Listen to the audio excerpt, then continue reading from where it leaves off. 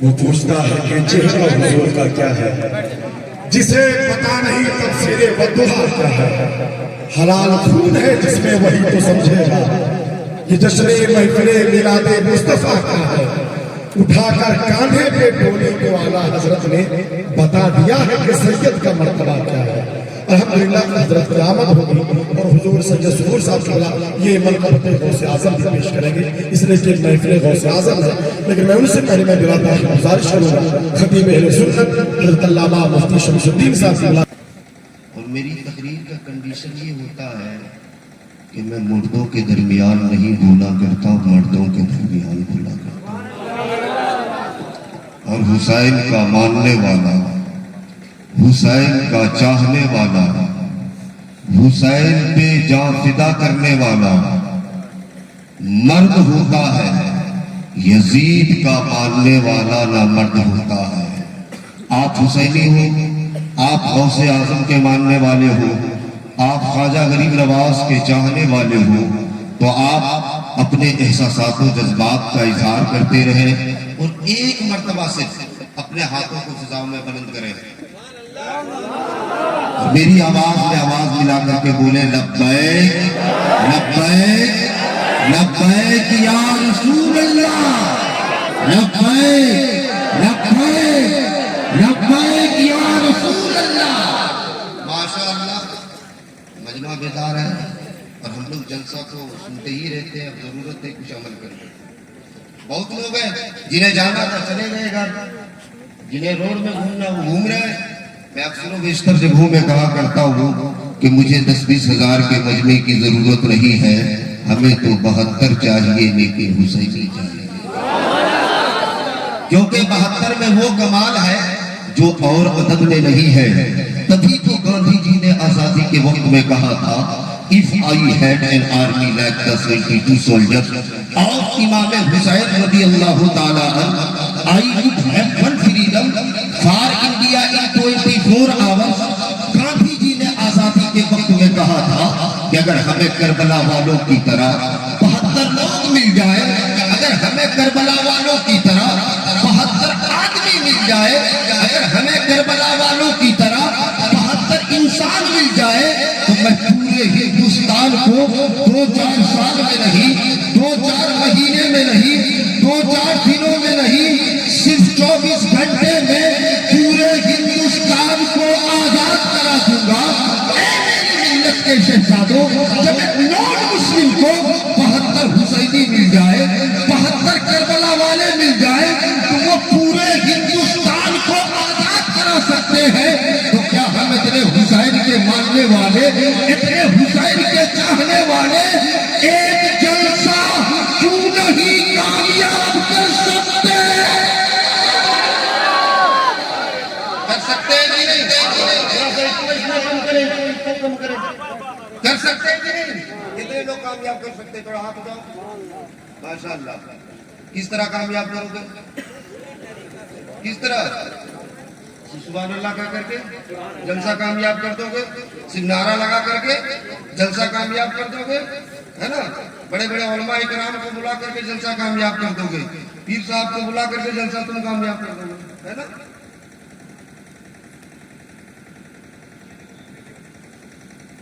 نہیں، اگر جلسے کو کامیاب کرنا ہے تو نعرہ لگانے سے جلسہ کامیاب نہیں ہوتا ہے نا؟ صرف بڑے بڑے علماء کرام کو بلانے سے جلسہ کامیاب نہیں ہوتا ہے۔ اگر اس جلسے کو کامیاب بنانا ہے تو یہ عہد کر کے بیٹھو کہ اگر کوئی بے نمازی ہے تو نمازی بن کر کے اٹھے گا، اگر کوئی شرابی ہے تو شراب سے تائب ہو کر کے اٹھے گا، اگر کوئی جواری ہے تو جوا سے تائب ہو کر کے اٹھے گا، اگر کوئی ماں باپ کا نافرمان بیٹا بیٹھا ہوا ہے تو فرما بردار بن کے اٹھے گا، اگر کسی نے شادی میں جہیز کا مطالبہ کر لیا ہے تو جہیز کے ریٹرن کا عہد کر کے اٹھے گا۔ قسم خدا کی، جب تم اس طرح سے جلسے کو کامیاب کرو گے تو اس مولوی کا اعتقاد کہتا ہے کہ تم یہاں بھی کامیاب رہو گے۔ نعرہ تکبیر!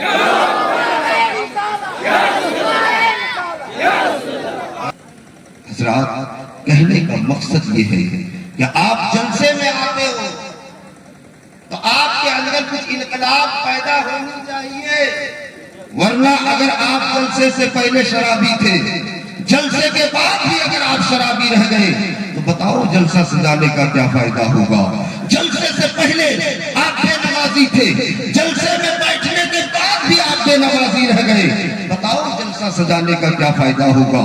جلسے سے پہلے آپ چوریاں کرتے تھے، جلسے کے بعد بھی وہی کرتے رہے، بتاؤ جلسہ سجانے کا کیا فائدہ ہوگا؟ جلسہ سے پہلے آپ غریبوں کی زمین ہڑپتے تھے، جلسے کے بعد بھی وہی کرتے رہے، بتاؤ جلسہ سجانے کا کیا فائدہ ہوگا؟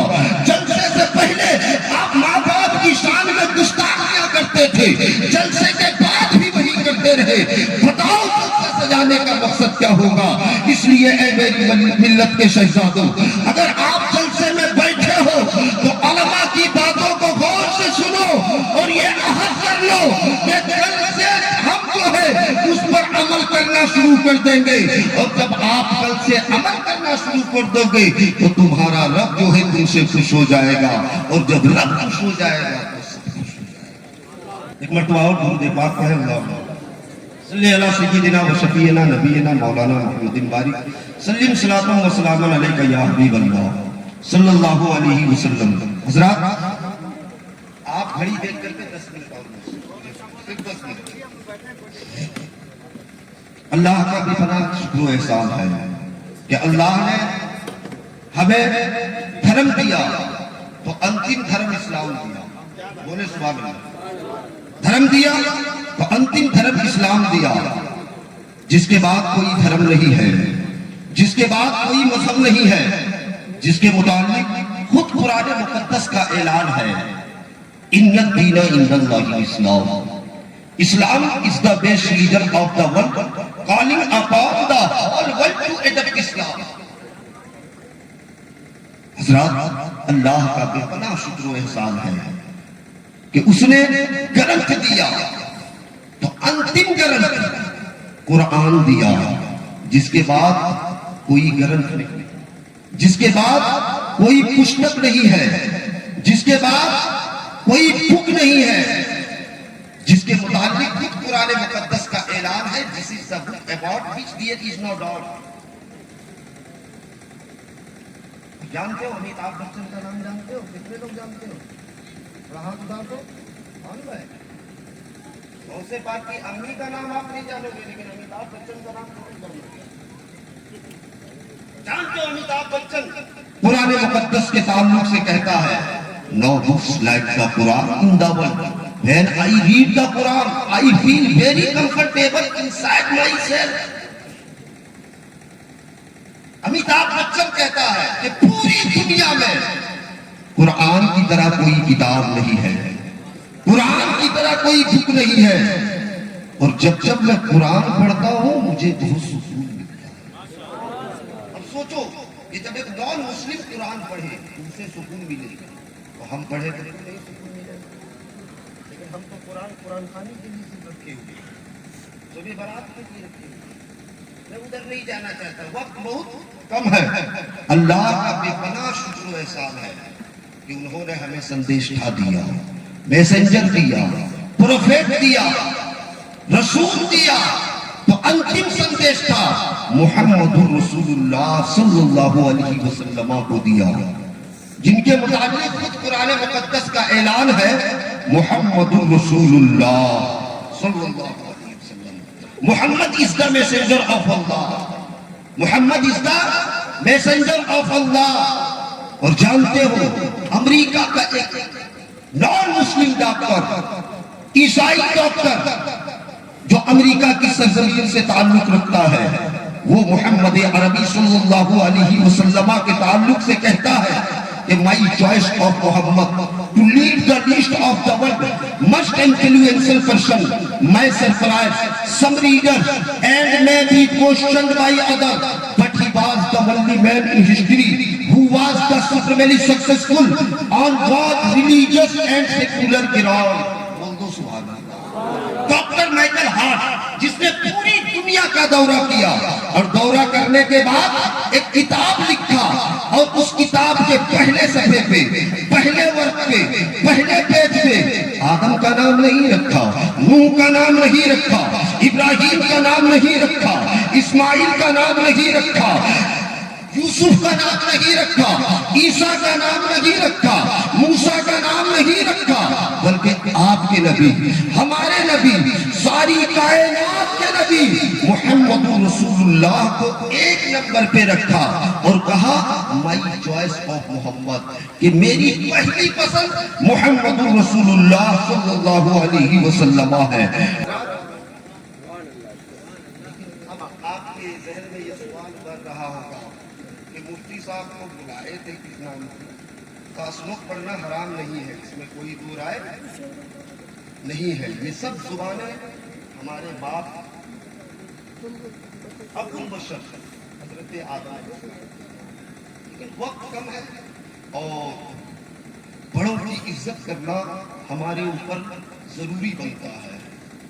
ایسی بھی جو ہے ہمارے ماں باپ نے سکھایا ہے کہ بیٹا اگر بڑا بننا ہو تو بڑوں کی عزت کرو، اگر آپ کو بھی بڑا بننا ہے تو بڑوں کی۔ لیکن ایک بات بتا دوں آپ کو، صرف ایک بات، آپ کہہ سکتے ہیں کہ مفتی صاحب آپ ڈائریکٹ بتا کچھ ہندوستان کی بات کریں نا تو سنو، گرو نانک جی کا نام سنا ہے آپ نے؟ سنا؟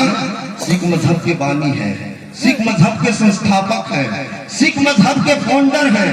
جانتے ہو وہ محمد عربی صلی اللہ علیہ وسلم کے تعلق سے کہتے ہیں کہ پہلا نام خدا کا دوجا نام رسول، پہلا نام خدا کا دوجا نام رسول، تیجا کلمہ پڑھنا نہ کہ درگہ پہ قبول، درگہ پہ قبول، اور ڈگتا نور محمدی، ڈگتا نبی رسول، نانک قدرت دیکھ کر خود ہی گئو سب بھول، خود ہی گئو سب بھول۔ صرف اس کا ترجمہ سن لو، گرو نانک جی کہتے پہلا نام خدا کا دوجا نام رسول، تیجا کلمہ پڑھنا نہ کا درگاہ پہ قبول، دیتا نور محمدی، دیتا نبی رسول، نانا قدرت دیکھ دیکھ خود ہی گئو سب بھول۔ کچھ سمجھ میں تو نہیں آیا ہوگا، لیکن اس کو میں سمجھا دیتا ہوں۔